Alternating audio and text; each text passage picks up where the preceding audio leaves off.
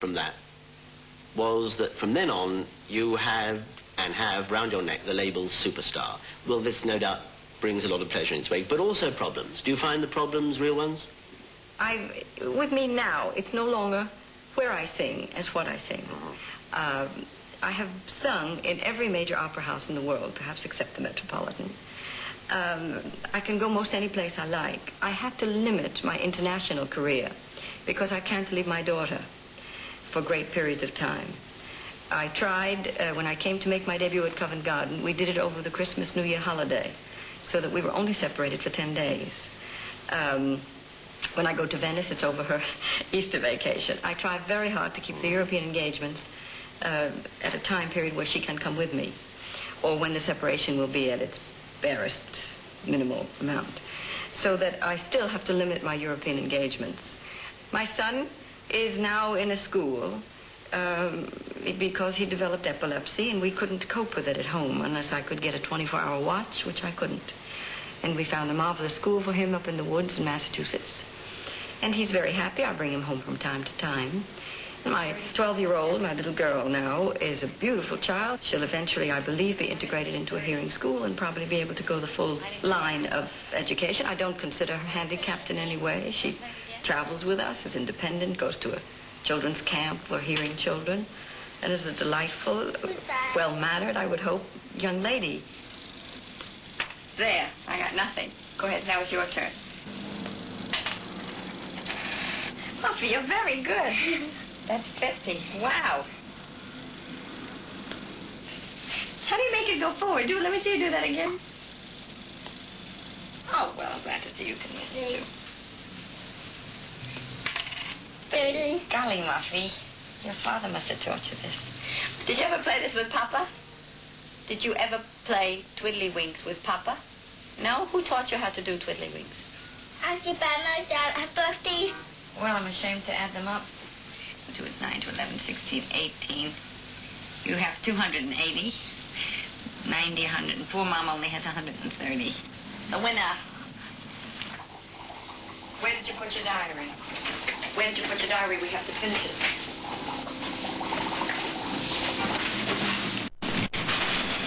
How many days? 6 days we're behind? My goodness. 8, 9, 10, nothing, 12, 13. Well, April 8th was Thursday. So what have you got? In the morning, I had breakfast, my parents and I went to the television studio. What happened? What happened on What's My Line? Nothing. Nothing happened.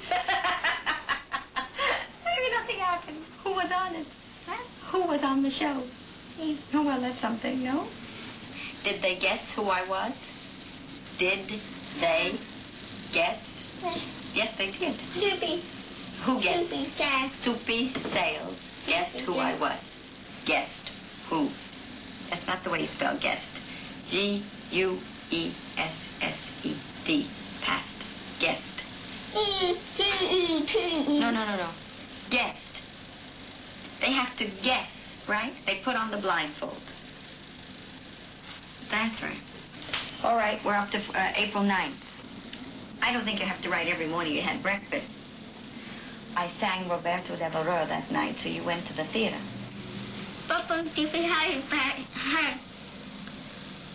Roberto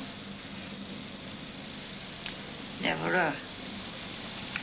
You want to say how you put on Mama's wig and rode up and down in the elevator? How did that Papa Devereux? Roberto Roberto Devereux. Devereux. Yeah, that's a hard one. You want to say what you did when you went to the theater? What did you do? I played with Honey. I played with my friend. You played with your friend backstage, okay.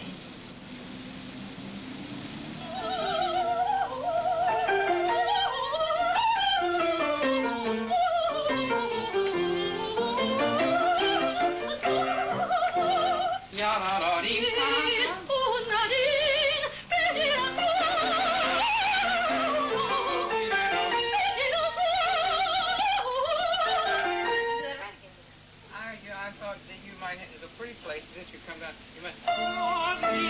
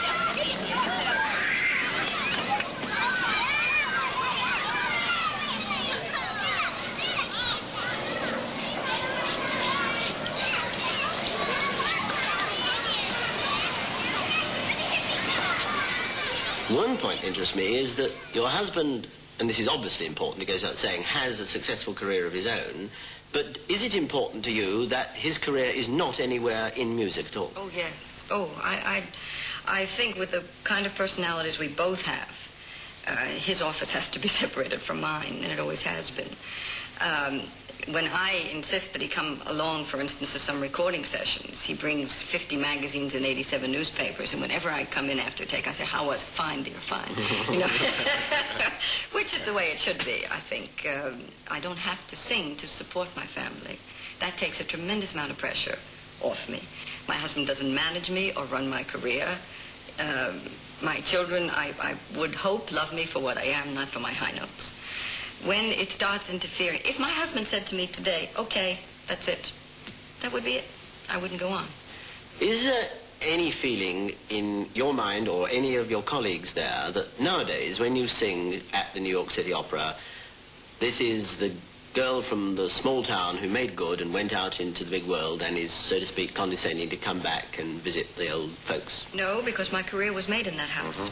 Literally my blood is on that stage, which is why I would say that there's no resentment among my colleagues in the New York State Theater, because I served my apprenticeship. When we did Roberto Devereux, I would say every single member of the company came in to watch the makeup going on. It became a company endeavor. We all got so fascinated with the character of Queen Elizabeth. All the kids in the company were bringing me booklets, pictures, photographs, anything that I could copy her makeup from. 3 of the ladies in the chorus made up a marvelous, or I wish I had worn it, a marvelous plastic ring, which became the Devereux ring, for me as a good luck token for opening night. I don't think they consider me a visiting member. I am a member of that company. Even if I go to any other company, I always go as a guest. I belong to the New York City Opera. My career started there, and it'll end there. I think they'll carry me out feet